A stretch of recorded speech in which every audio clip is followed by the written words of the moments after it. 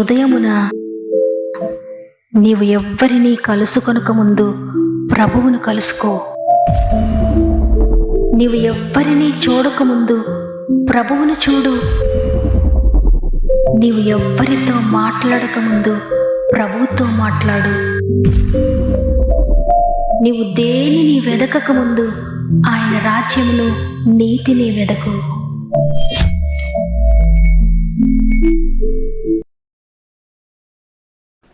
Praise the lord. ఈ ఉదయకాలమున God first అనే ఉదయకాల ధ్యానములకు మిమ్మల్ందరినీ హృదయపూర్వకంగా ఆహ్వానిస్తూ ప్రభువును రక్షకుడైన యేసుక్రీస్తు వారి అతి శ్రేష్టమైన నామములో మీ అందరికీ నా యొక్క ప్రత్యేకమైన శుభములు తెలియజేస్తున్నాను. ప్రియ దేవుని బిడ్డలారా, మీరందరూ ఎలా ఉన్నారు? దేవుని కృపలో బాగున్నారు కదా? ఒకవేళ మీ పరిస్థితులు ఏదైనా శోధనలో ఉన్నారా? ఏదైనా వేదనలో ఉన్నారా? ఏదైనా అనారోగ్యంతో బాధలో ఉన్నారా?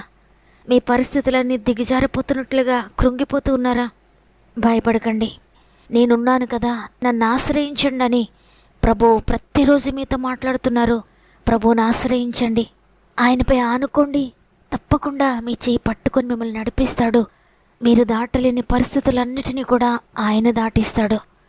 మరి ముఖ్యంగా మీలో ఇంకెవరికైనా ప్రేయర్ రిక్వెస్ట్ ఉంటే తప్పకుండా కామెంట్స్ ద్వారా నాకు తెలియచేయండి. మీ అందరి కొరకు మేము భారం కలిగి ప్రార్థిస్తున్నాం. నా ప్రార్థనపై ఆధారపడకండి, మీరు దేవునితో సమాధానపడండి. ఆయన కొరకు నమ్మకంగా జీవించండి. వాగ్దానాన్ని ఎత్తిపట్టి ప్రార్థించండి, ప్రార్థనలో పోరాడండి. మన కన్నీరు వ్యర్థం కాదు, మన ప్రార్థన ఎప్పటికీ కూడా త్రోసివేయడు. ప్రతి ప్రార్థనకు దేవుడు జవాబు ఇవ్వబోతున్నాడు. మన దేవుడు మనకు జవాబిచ్చే దేవుడు. విశ్వసించండి, రిసీవ్ చేసుకోండి.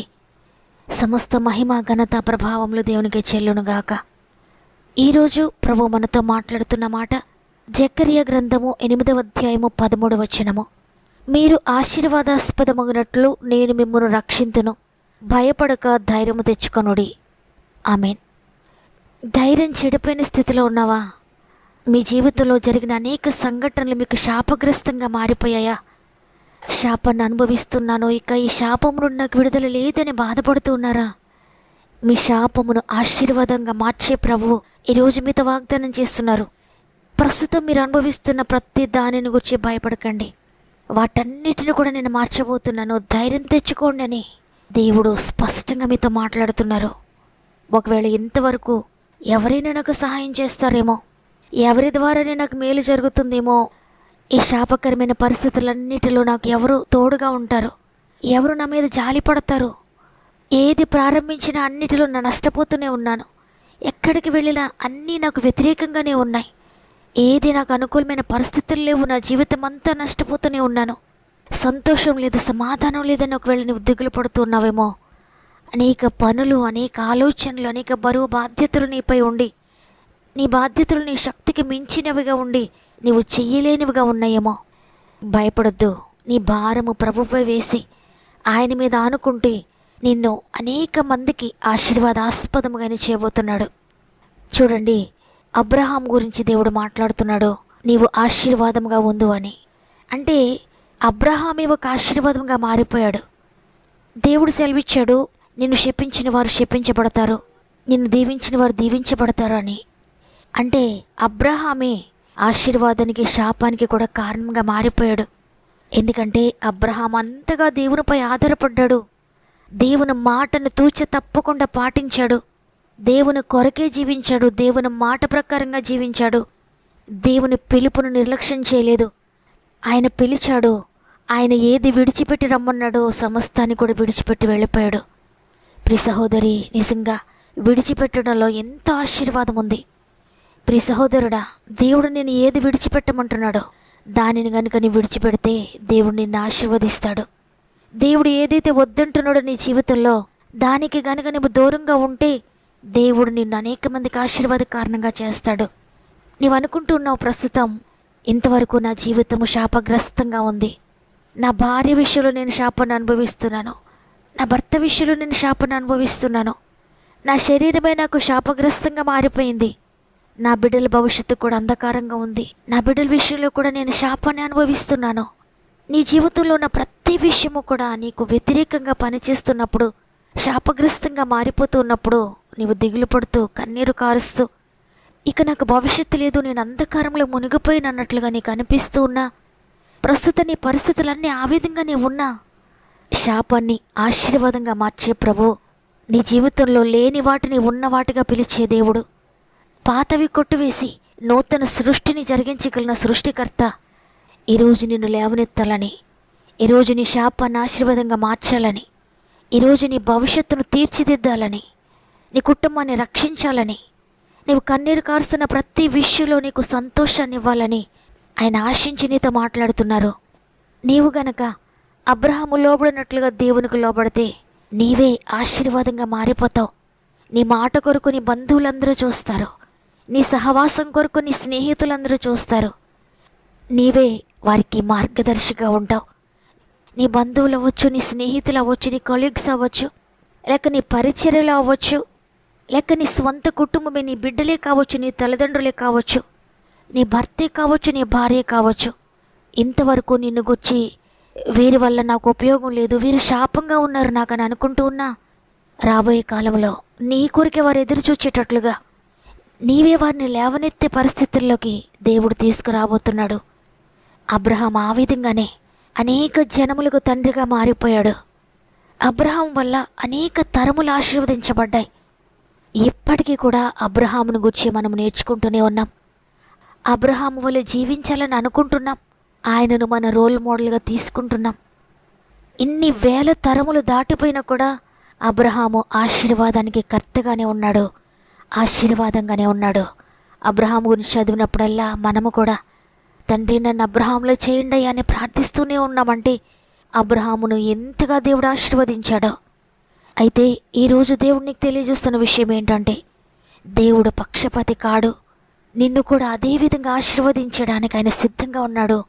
నీవు అబ్రహాం వలె దేవునికి లోబడితే ఆయన నీ దగ్గర నుండి ఏది ఆశించడం లేదు, నిన్నే కోరుకుంటున్నాడు ఆయన, నీవే ఆయనకు కావాలి. కాబట్టి ఈరోజు ఈ మాటలు వింటున్నా ప్రియ సహోదరి, ప్రియ సహోదరుడా, ప్రస్తుతం నీవెంత భయంకరమైన ఇబ్బందుల్లో, కష్టాలలో, వ్యాధులలో, బాధలలో, దాటలేని పరిస్థితుల్లో, భయంకరమైన గాలి తుఫానులలో, అలల చేత కొట్టబడుతూ ఉన్నా భయపడొద్దు. దేవుడు నిన్ను తప్పక ప్రతి విషయం నుండి దాటిస్తాడు. ఆనాడు శిష్యులు సముద్రంపై ప్రయాణిస్తూ ఉన్నప్పుడు గాలి తుఫాను వస్తుంది, భయంకరమైన అలల చేత దోణి కప్పబడుతుంది. అయితే శిష్యులు యేసు ప్రభువు వారి మీద ఆధారపడకుండా భయపడుతూ ఉన్నారు, అరుస్తూ ఉన్నారు, కేకలు పెడుతూ ఉన్నారు, ప్రాణాలు కాపాడుకోవడానికి ఎంతగానో తీవ్రంగా ప్రయత్నిస్తూ ఉన్నారు. కానీ వారి వల్ల ఎంత మాత్రము కాలేదు. వారి శక్తి సామర్థ్యతలు ఏమాత్రం వారికి ఉపయోగపడలేదు, వారి జ్ఞానం వారికి ఉపయోగపడలేదు.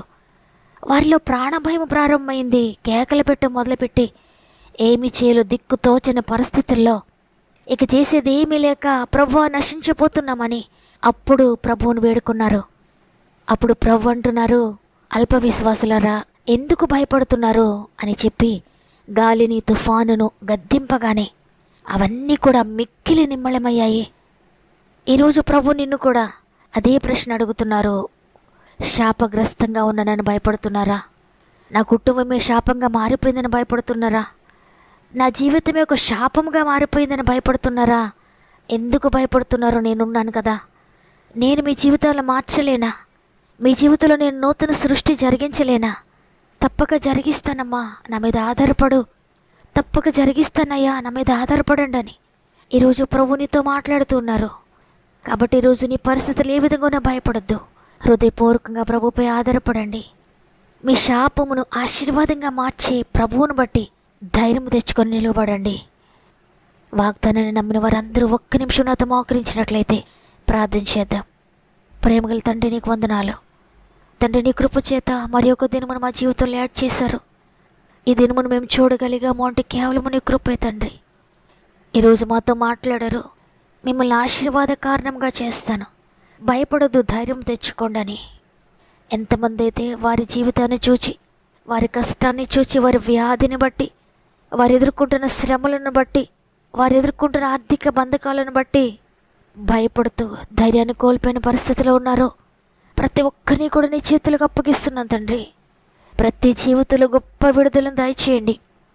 వారి శాపమును కొట్టివేసి శాపాన్ని ఆశీర్వాదంగా మార్చండి తండ్రి. పాపం విడిచిపెట్టలేక పాపమును బట్టి శాపగ్రస్తంగా మారిపోయి వ్యసనాల నుండి విడుదల పొందలేక ఎంతమంది దిగులుతో ఉన్నారో ప్రతి జీవితంలో గొప్ప విడుదల దాయిచేయండి తండ్రి. అద్భుతకరమైన రక్షణ కార్యములు ప్రతి కుటుంబంలో జరుగునుగాక యేసు నామములో. ఆర్థిక బంధకాలన్నీ తెగిపోనుగాక యేసు నామములో. అప్పు బాధల నుండి విడుదల పొందుకుందరుగాక యేసు నామములో. అనారోగ్య బంధకాల నుండి విడుదల పొందుకుందరుగాక యేసు నామములో. ప్రతి వ్యాధి నుండి విడుదల పొందుకుందరుగాక యేసు నామములో. అది మరణకరమైన వ్యాధి అయినా ఏదైనప్పటికీ కూడా యేసు శక్తి ముందు నిలవడానికి వీల్లేదు. యేసు జీవము ప్రతి ఒక్కరిని తాకునుగాక. ప్రతి శరీరాన్ని యేసు జీవము యేసు శక్తి తాకునుగాక. గొప్ప విడుదల యేసు నామములో ప్రకటిస్తున్నాను తండ్రి. కోర్టు బంధకాల్లో ఉన్న ప్రతి బిడ్డను కూడా మీరు తప్పించండి, విడిపించండి, అద్భుతాలు చేయండి. గర్భఫలం లేక ఎంతమంది కన్నీటితో ఉన్నారో అద్భుతకరమైన విడుదలనిచ్చి ఆశ్చర్యకరంగా గర్భఫలము దయచేయండి. ఉద్యోగాల కొరకు ఎంతమంది ఎదురు చూస్తున్నారో అద్భుత కార్యము జరిగించండి. ఎంతమంది వివాహాల కొరకు ఎదురు చూస్తున్నారో ఆశ్చర్యకరమైన వివాహములు ప్రతి గృహంలో జరిగించండి. వ్యాపారాలను దీవించండి, వ్యవసాయాలను దీవించండి, చేతి పనులను దీవించండి. డ్రైవింగ్ చేసిన బిడ్డలందరికీ తోడై ఉండండి. గృహాలు లేని బిడ్డలకు స్వంత గృహాలు దయచేయండి. గృహాలు కట్టుకుంటున్న బిడ్డలందరికీ తోడై ఉండి మీరు కంప్లీట్ చేయండి తండ్రి. ఎగ్జామ్స్ రాసిన బిడ్డలందరికీ తోడై ఉండండి. జ్ఞాపక శక్తితో జ్ఞానాత్మతో నింపండి. ఇంటర్వ్యూస్కి వెళ్తున్న బిడ్డలకి తోడై ఉండండి తండ్రి. అద్భుతకరమైన విజయము దయచేయండి తండ్రి. భార్యను కోల్పోయి దుఃఖంలో ఉన్న నీ బిడ్డకు గొప్ప ధైర్యమునివ్వండి తండ్రి. నేను నీకు తోడు ఉన్నాను, భయపడొద్దని గొప్ప ధైర్యాన్ని కుమారుడికి దయచేయండి. ఒకవేళ భర్తను కోల్పోయి ఎవరైనా దుఃఖంలో ఉంటే మీరు తోడుగా ఉండి ధైర్యం ఇచ్చి ముందుకు నడిపించండి దేవా. గర్భంతో ఉన్న బిడ్డలందరినీ కూడా ప్రత్యేకంగా నీ చేతులు పెడుతున్నాను తండ్రి. 9 నెలలు మీరు తోడుగా ఉండి చక్కటి సేఫ్ డెలివరీస్ దయచేయండి. ఈరోజు ప్రత్యేకంగా పుట్టినరోజులు, పెండ్లి రోజులు జరుపుకున్న వారందరికీ కూడా చేతులు పెడుతున్నాను. ఈ సంవత్సరం అంతా తోడుగా ఉండి నడిపించండి. ఇది మనం ప్రారంభిస్తూ ఉండగా ఈ రోజంతా ఆత్మీయ కుటుంబానికి తోడుగా ఉండి వారు చేసే ప్రతి ప్రయత్నము కూడా ఆశీర్వదించండి. వెళ్ళే ప్రతి స్థలము మీరు తోడుగా ఉండండి. ప్రారంభించే ప్రతి పనిని మీరు ప్రారంభించి ఈ దినమును ఆశీర్వాదకరంగా నడిపిస్తారని యేసయ్య పరిశుద్ధమైన నామములో అడిగి వేడుకొంచున్నాను తండ్రి. ఆమెన్. ఎంత శాపగ్రస్తమైన పరిస్థితులు నీ కుటుంబంలో ఉన్నా, శాపాస్పదంగా మారిపోయిన పరిస్థితుల్లో ఉన్నా భయపడకండి. ఆశీర్వాదాస్పదంగా మార్చే ప్రభువుని బట్టి ధైర్యం తెచ్చుకోండి. మీరే ఆశీర్వాదంగా మార్చివేయబడబోతున్నారు. నమ్మిన వారందరూ ఆమెనని కామెంట్ చేయండి. లైక్ చేయడం, షేర్ చేయడం మర్చిపోకండి. లైక్ చేస్తూ, షేర్ చేస్తూ ప్రభు వాక్య పరిచర్యలో పాలు పొందుతున్న మిమ్ములను, మీ కుటుంబాలను దేవుడు దీవించి ఆశీర్వదించునుగాక. దేవుని చిత్తమైతే తిరిగి రేపు అందరం కలిసి ఆయనను స్తుతిందాం. అంతవరకు ప్రభు మీకు, మీ కుటుంబాలకు తోడయండి నడిపించునుగాక.